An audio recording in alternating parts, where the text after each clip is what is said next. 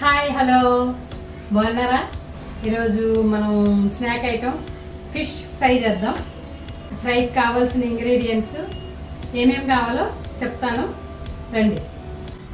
అల్లం వెల్లుల్లి పేస్ట్, కొత్తిమీర, తగినంత సాల్ట్, గరం మసాలా, పసుపు, ధనియాల పొడి, జీలకర్ర పొడి, కారం అన్నీ మనం ఇంగ్రీడియంట్స్ అన్నీ కలిపి మ్యాగ్నేట్ చేసి ఫ్రిడ్జ్లో పెట్టుకోవాలి. ఒక అరగంట ఫ్రిడ్జ్లో పెట్టుకుంటే బాగుంటుంది. ఇప్పుడు అరగంట తర్వాత తీసి నేను ఆల్రెడీ కలిపేసి పెట్టాను. ఇప్పుడు మనం ఫ్రై చేసుకుందాం రండి.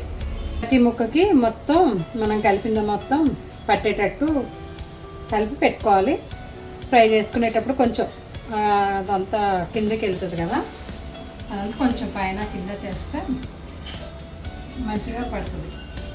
ఆయిల్ వేడయ్యాక ఫ్రై చేసుకుందాం.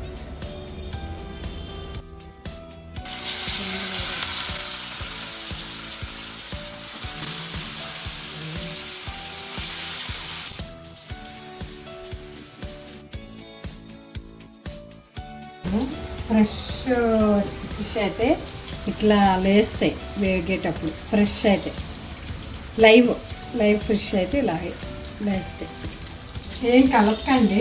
వైపు కొంచెం బ్రౌన్ కలర్ వచ్చేంత వరకు వేయించుకొని అప్పుడు తిరగేసుకొని రెండో వైపు కూడా వేపుకోవాలి. వేపుకుంటే అప్పుడు ఫ్రై బాగుంటుంది. మరి మాడబెట్టిన టేస్ట్ ఉండదు. కొంతమంది మాడబెడతారు కానీ అది టేస్ట్ ఉండదు. మినిమం అలానే మాడకూడదు, అలా డ్రై రోస్ట్ అవ్వకూడదు. కలపకుండా వేపుకోవాలి.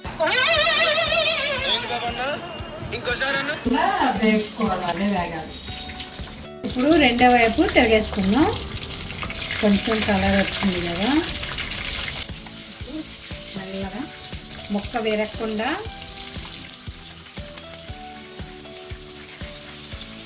తిప్పుకోవాలి.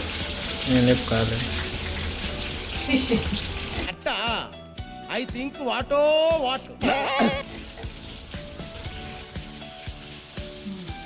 రెండో వైపు కూడా ఈ కలర్ రావాలి, వచ్చేంత వరకు వేపుకుందాం. అయిపోయింది, తీసేద్దాం. ఈ కలర్ వచ్చే వరకు వేపుకోవాలి.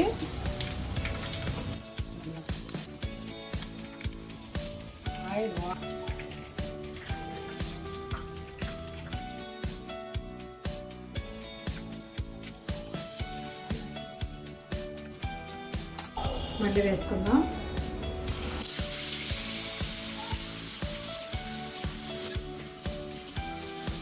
రెండో వైపు తిప్పుకుందాం.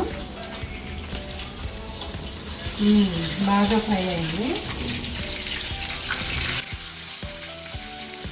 మెల్లగా ముక్క వేరకుండా ఆయిల్ చూడండి పిల్లుద్ది.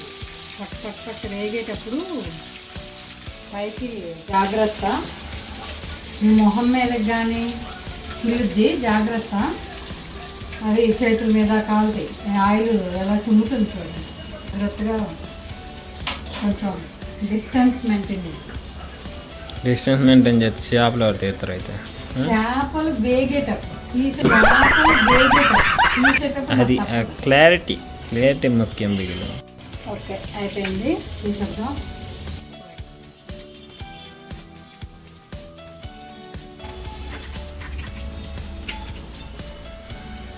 ఆయిల్ ఎట్లా అది మన దగ్గర ఉంటే ఈ ఆయిల్ అంతా మనమే పడుతుంది. జాగ్రత్త వేపేటప్పుడు తీసేటప్పుడు కానీ చూసుకొని చేసుకోండి. ఫైనల్గా మన ఫిష్ ఫ్రై రెడీ. చేయండి, చేసి టేస్ట్ నచ్చితే లైక్, షేరు, సబ్స్క్రైబ్. ఏమన్నా చేంజెస్ చేసేది ఉంటే, ఇది కరెక్ట్ ప్రాసెస్ కాకపోతే కామెంట్ చేయండి.